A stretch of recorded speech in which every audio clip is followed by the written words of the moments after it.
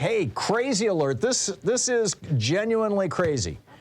Donald Trump was called out by Liz Cheney at the January 6th hearings, day before yesterday, for reaching out to a witness who was an employee of the White House, sort of like Cassidy Hutchinson, who was a staffer who worked for, actually, she was the #1 staffer for Mark Meadows. This was another person who was close to her who could have corroborated her story, who worked in the White House, at least according to reporting from CNN. And Trump tried to call her, and she didn't take the call. Instead, she called her lawyer, who called the committee, who then said witness tampering, et cetera. So who comes to the rescue? Well, remember Raymond Kelly? He was the police department commissioner in New York City who came up with the bright idea of stop and frisk, that racist policy of, hey, there's a black person, let's grab them. Well, he has a son. His name is Greg Kelly.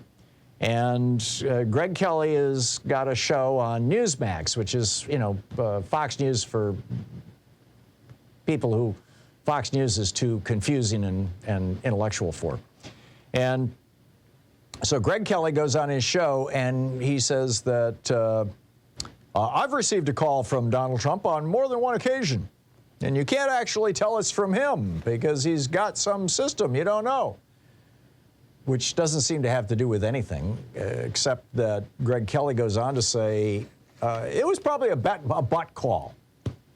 Right, like Donald Trump has his phone out and just somehow has the phone number of a White House staffer that he has never talked to before, or doesn't normally talk to. And her number or his number is right up at the top on his phone, and then he happens to sit on his phone and butt calls them? Really? I mean, this is what we've come to, right-wingers? This is how desperate you are to make it look like Donald Trump isn't a criminal? Why don't you just own it? He's a criminal. I mean, some right-wingers are proud of him for being yeah, he rapes women, yeah, cool. I mean, seriously.